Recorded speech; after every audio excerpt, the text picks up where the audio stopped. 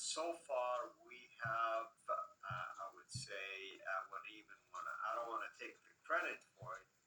We, meaning like by bringing in Mel, were able through his amazing work and research and the evidence that we've shown you so far to prove to you that there is some confusion going on. If you really want to apply the term Muhammad or Ahmed to Muhammad, you have a lot of explaining to do. But if you apply it to Jesus, even if you're using the Quran, it makes perfect sense. It makes perfect sense. So that's where the tension now that you have to deal with, whether you are a Muslim or someone maybe who is sold out on the idea that Islam indeed is a divine religion sent by a God called Allah through a prophet named Muhammad. If that's your thinking, I think this series should change your mind, or at least change your stance. Well, Mel, welcome back, and it looks like this time we're going to wrap it up. And I think one of the things that you are going to address here is that Muhammad is the origin of all versions of Muhammad and was just a title or a name, maybe either one or either or. Yeah. So yes, I think this is the kind of a great way to wrap things up. Obviously, people think of Muhammad as a name, but I would suggest that it originally was a title that became eventually a name once the tradition grew legs, as it were, in the 8th and 9th centuries. Okay, so it's good to refer to Karl Heinz Holig, who suggests that Muhammad was just one of a number of titles. He says that in other sources cited by Ibn Said in the same chapter, up to 6 other names are mentioned, of which Muhammad was only one. According to Ibn Sa'd, 6 names were reported in 2 sources. In other sources, it is 3 and 5 names. According to them, the Prophet himself said that he had 6 names: Muhammad, the blessed praised one; Ahmed, the highly praised one; Hatim, the seal; Asir, the awakener of the dead; Akib, the last prophet or concluder; and Mahi, the redeemer of sins, also the one who's awakened to life, By the and way, the Mahi raiser of is, sins. yeah, Mahi is a powerful description because he's the one who removes sin. And this should be a divine title, not a personal. But I want to share a funny thing. Ibn Sa'd, by the way, and his historical writing, Muslims, sometimes scholars attack him and claim that he is not reliable. Go figure. Yeah, because he's obviously embarrassing because he's revealing too much. Yeah. He goes on to say that all of these are theologically significant names which would fundamentally fit Jesus more easily. I think that's really obvious when you look at it there. I don't remember Muhammad forgiving people's sins or rising from the dead or anything like that. I think it, and as all the things we mentioned before, it fits very much with Jesus. We go a little bit further then. He says that Elwas Springer would be agreed with when he concludes with reference to the reports. In these traditions, Muhammad appears in the same way as the rest of the other names, as an epithet of the prophet and not as a proper name. That's interesting that it's actually was used as a title and not as a proper name. To sum up, he already opined that Muhammad was a title and not a proper name. I think that's crucial to understand. Now, moving on from there, we can see that actually all the various versions of Muhammad's name can be traced back to the original Mahmed. So we have Mahmed, and you'll see that still in places like Turkey. Machometus, which is the Latin version of it. Mahomet, which is found in French texts centuries later, and of course Muhammad. Now we can't trace all these other names from Muhammad, but we certainly can from Mahmed, and so I think that is very revealing, and it indicates that Mahmed was used for centuries before Muhammad became the established main name for Muhammad. If we look at the story of the elephant that went to Mecca, we also notice that his name was Mahmud, which again relates actually to Mahmed, which is kind of funny when we think about it. Now, Oleg has something really eye-opening here. He suggests that the term Mahmed Jesus was current up until 750 AD. Okay, so this is like the missing link between the old tradition and the new tradition. He says that here the Messiah is Jesus, son of Mary, servant of God, prophet, messenger, the Word and Spirit of God. At least up until this time, i.e. around 700 AD, probably even until 750 AD, the term Muhammad Jesus was current. I don't know if you want to react to that, Al. Well, I mean, it speaks for itself. In fact, I'm glad you had the cover here of the book. I encourage people to go and buy it and read it for themselves. I mean, you're just quoting from it. And Oleg, by the way, is a renowned scholar, German scholar, and he also contributed to some of the discoveries related to the Sana manuscript, if my memory serves me right. Yeah, a fantastic scholar. So he's actually coming to the same conclusion that I have, independent of each other. I was leading into this conclusion, and then as someone shared this source from his book, and I thought, oh wow, he's actually saying the same thing.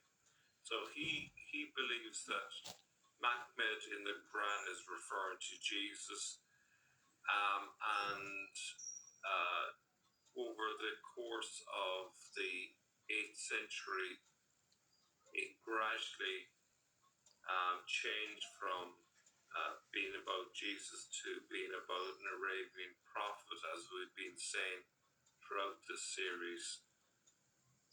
Because it has to do with this later development of Islam and Abdul Malik and Al-Walid and Abbasides, and kind of like, if we take the standard Islamic narrative, 750 is a transition between two dynasties, the Umayyads to the Abbasides, but here it would have been within the realm of Abdul Malik and Al-Walid and the early inception or origin of a religion known as Muhammed. And you can see the confusion about trying to apply some of the titles to the new character now. Yeah, I think the Abbasids were really crucial in dropping the idea of it being connected with Jesus, and then you have the Arabian prophet from then on. And I think this is where the Persian influence became all the more stronger as the years passed by, and it became less Christological and more about an Arabian prophet. So just to kind of conclude then, Muhammad, the term that we call today Muhammad, if we go back to the original, it functioned both as a reference to God. So if we think about that Jewish inscription in the 6th century, referring to the Jewish God as highly praised, the term Muhammad was used as Sabbath. It applied to Jesus in the 7th century coins, with crosses and even a fish. It applied to Jesus in the Quran, and we saw plenty of evidence for that. And it was used as a messianic epithet, okay, or a title. This later got reinterpreted and applied to an Arabian prophet. Vestiges of the earlier meaning are still evident in the Islamic traditions that refer to Adam being created from the light of Muhammad. So, from my perspective, I think this all makes perfect sense if we look beyond the standard Islamic narrative and actually just see how things happened over time through the centuries. I think we can see that really the Quran was talking about Jesus when it refers to Muhammad. I think Muslims have a lot of thinking to do about all of this information, and they have to really evaluate whether they are devoting their life to something that is actually true or something where they've been misled. That's right, and I think if we were to take this approach, it makes perfect sense why the alleged last through chapters of the Quran, chapter 5, which is anti-Trinitarian or polemic against the Trinity, and chapter 9, where it claims now that Christians and the Jews are heretics and they're idolaters.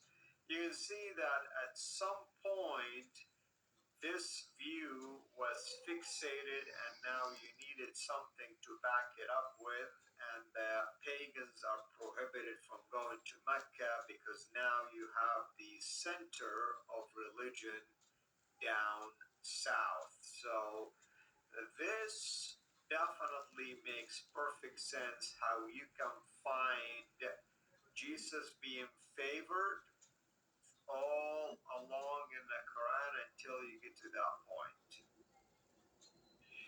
Yeah, they obviously had to, I would say, add certain things not only just reinterpret, I think they must have seen the need to actually add extra verses, perhaps even a couple of surahs Exactly.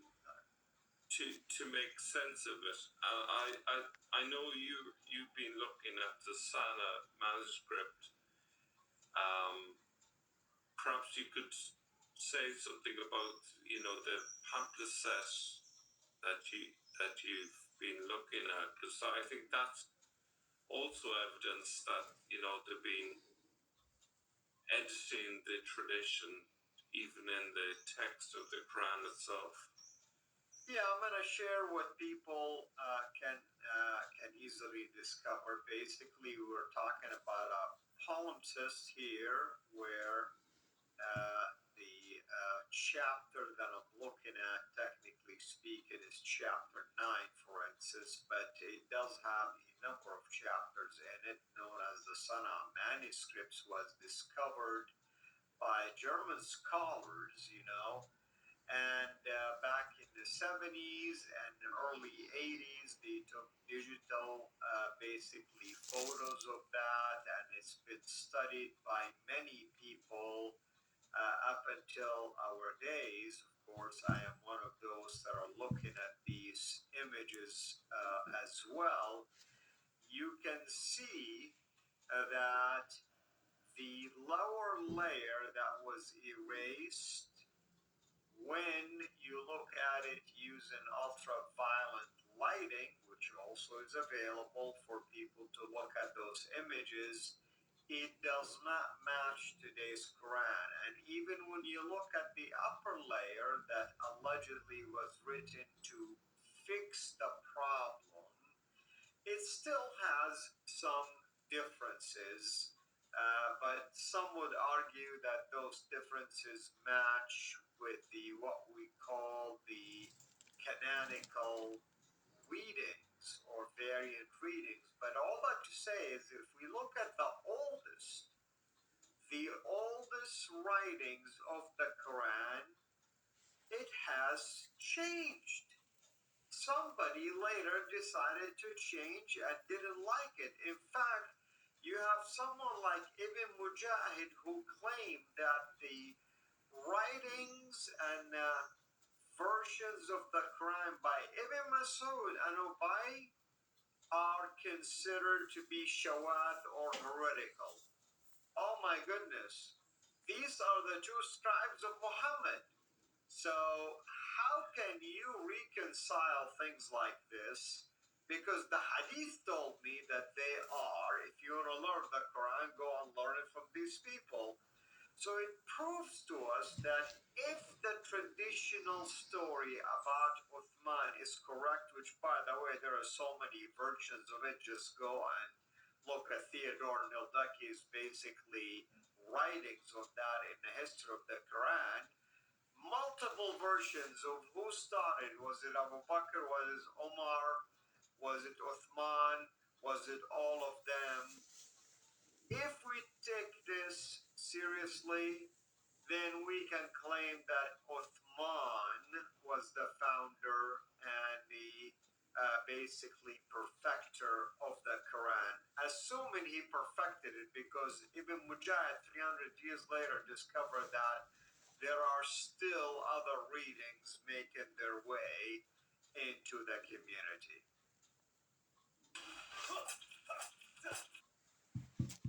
Yeah, it's a major problem. I think a lot of the editing that went on in those decades was all to do with the fact that the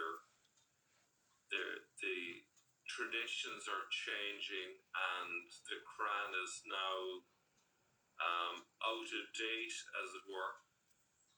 It was originally focused on Jesus. Now they want to refocus on this Arabian prophet. They've got a problem because the Quran is contradicting them, so they have to do a lot of editing to try and make it fit this new tradition. Exactly. That's an excellent point. Excellent point that part of the editorial process was to we write the Quran, technically speaking. Yeah. So I think now that we've seen the big picture and we see how the term Muhammad was used, where it came from originally, that that it originally had the sense of Messiah and is now being used about an Arabian prophet. I think now it's really clear what's been going on. It makes perfect sense. The Quran had to be edited, but they didn't do a good enough job because they left enough evidence there for us to see what really happened. And I'm sure over the coming years we're going to find an awful lot more out about this. But it's been a real eye opener, particularly for me, to see the Jewish inscription from the 6th century referring to God as Muhammad, as the highly praised. I think that's a bit of a game changer there. It kind of contradicts the traditions quite a lot. Absolutely. Well, brother, thank you so much. This has been fascinating video series. I look forward to doing more of this with you in hopefully the near future. Everybody should really share these series that we've been doing with Mel. Mel is known for doing this type of research. Now, whether you agree or disagree with him, all we ask is do it in an academic way. Don't come and attack. Just present evidence, and Mel has always been open to reconsidering if there is something maybe that was misinterpreted or something that was not really as clear, or maybe something that is subject to being researched again. He's open for that. He doesn't come here and say it's set in stone. No, there is room for always re-examining the evidence, but so far, according to my understanding and according to my basically relationship with him and my experience, is that most of the time the evidence that he brings to the table are very damaging, and no one can refute them in a decisive manner. Thank you, Mel. Thank you, everyone. This is Al Fadi over and out. God bless.